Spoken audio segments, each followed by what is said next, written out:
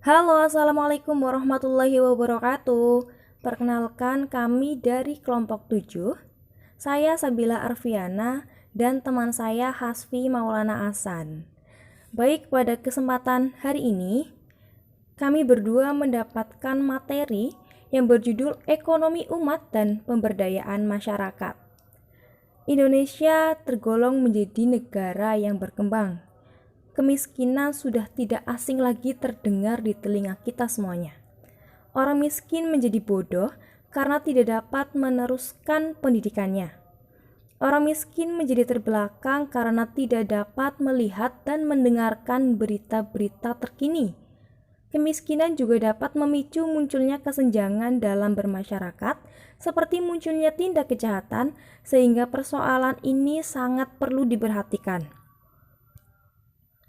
Berkaitan dengan masalah tersebut, kemiskinan dapat diatasi dengan memberdayakan ekonomi. Pemberdayaan merupakan salah satu visi misi Al-Quran untuk menjelaskan kepada manusia bahwa Al-Quran terus berlaku dimanapun dan kapanpun sampai akhir zaman. Pemberdayaan merupakan suatu bentuk cara, proses, dan upaya untuk menjadikan pihak lain mempunyai daya atau kekuatan. Lalu mungkin di sini teman-teman bertanya-tanya, apa itu definisi ekonomi umat dan pemberdayaan masyarakat? Baik, menurut pandangan ahli, kata ekonomi berasal dari bahasa Yunani, yaitu oikos yang berarti rumah dan nomos yang berarti aturan. Jadi, ekonomi adalah aturan-aturan atau tata cara untuk melangsungkan kebutuhan hidup manusia dalam rumah tangga, yakni rumah tangga dalam ruang lingkup kecil, yaitu rakyat, maupun dalam rumah tangga yang ruang lingkupnya lebih besar, yakni negara. Kemudian, para pakar ekonomi konvensional mendefinisikan ekonomi sebagai suatu upaya untuk memperoleh dan mengatur harta dengan efektif dan efisien, dari segi material maupun non-material dalam upaya memenuhi kebutuhan hidup manusia, baik secara pribadi maupun kolektif, yang menyangkut pendistribusian, penghasilan, maupun pemanfaatan untuk memenuhi kebutuhan hidup. Oke,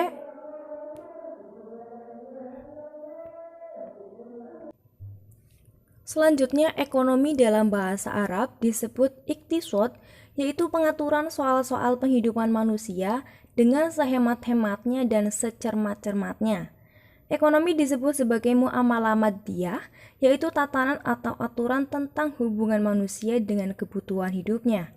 Kata iktisod berasal dari kata al-qasdu dengan akar kata qof, sod, dan dal yang berarti kesederhanaan. Pemberdayaan berasal dari kata daya. Kata daya bermakna kemampuan dan kekuatan. Dalam bahasa Inggris, pemberdayaan berasal dari kata empowerment yang berarti pemberkuasaan. Dalam arti pemberian kekuasaan atau kekuatan kepada masyarakat yang lemah atau tidak mampu. Dalam bahasa Arab, pemberdayaan disebut dengan tamkin. Kata tamkin berasal dari kata makana yang memiliki arti menguatkan atau mengokohkan. Lalu tujuan ekonomi umat dan pemberdayaan masyarakat itu untuk apa sih? Ekonomi Islam bertujuan untuk memberikan kemaslahatan bagi setiap umat manusia melalui berbagai aktivitas yang memberikan manfaat dan kebaikan. Kemaslahatan yang diberikan dalam menjalankan ekonomi Islam dapat berupa aktivitas yang dilakukan langsung dengan cara merealisasikan kemaslahatan itu sendiri dan melaksanakan aktivitas yang mendukung agar kemaslahatan itu dapat tercapai yang memberikan manfaat kepada manusia.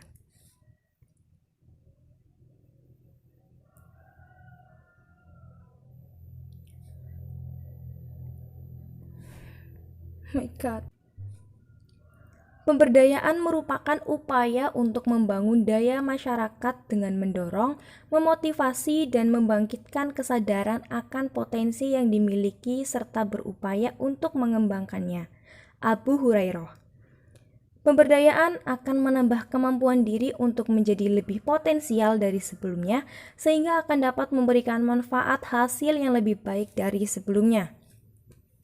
Pemberdayaan ekonomi umat merupakan bentuk dari meningkatkan derajat kehidupan masyarakat Muslim ke arah yang lebih baik. Dengan peningkatan kehidupan umat yang lebih baik, akan memberikan suatu tatanan kehidupan yang sejahtera bagi umat. Pemberdayaan di bidang ekonomi merupakan upaya untuk membangun daya masyarakat dengan memberikan dorongan, memotivasi dengan membangkitkan dan menumbuhkan kesadaran terhadap kemampuan diri untuk memanfaatkan potensi ekonomi yang dimilikinya, serta berupaya agar dapat mengembangkannya. Keberdayaan masyarakat menjadi unsur dasar untuk dapat mengembangkan kemampuan dan potensi diri yang memungkinkan suatu masyarakat dapat bertahan hidup dan anggota keluarga dalam menjalankan aktivitas kehidupan sehari-hari. Untuk mencapai kemajuan yang lebih baik, pemberdayaan diarahkan guna untuk meningkatkan ekonomi atau masyarakat secara produktif sehingga mampu menghasilkan nilai tambah yang tinggi dan pendapatan yang lebih besar bagi peningkatan kehidupan yang lebih baik. Selanjutnya, bagaimana tahapan pemberdayaan ekonomi umat? Dari ayat-ayat Al-Quran yang berbicara tentang amwal secara garis besar dapat diambil dua ketentuan Al-Quran menyangkut pemanfaatan dan distribusi harta. Yang pertama, berupa perintah dan anjuran, dan yang kedua berupa larangan. Dari dua ketentuan ini, ada beberapa langkah yang ditempuh Al-Quran dalam menghapus kemiskinan dan memberdayakan kaum fakir dan miskin, yakni perintah bekerja dan berusaha, kewajiban mengeluarkan zakat, perintah memberi makan, perintah berinfak, membagikan harta ghanimah dan fai, pemberian harta warisan, pengharaman riba, larangan monopoli, dan menimbun harta.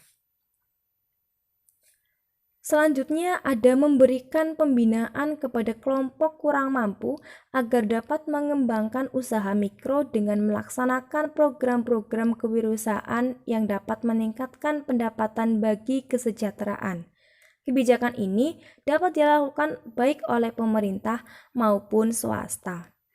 Baik teman-teman, mungkin itu yang bisa kami sampaikan. Kurang lebihnya mohon maaf. Wassalamualaikum warahmatullahi wabarakatuh. Tetap tersenyum dan tetap semangat.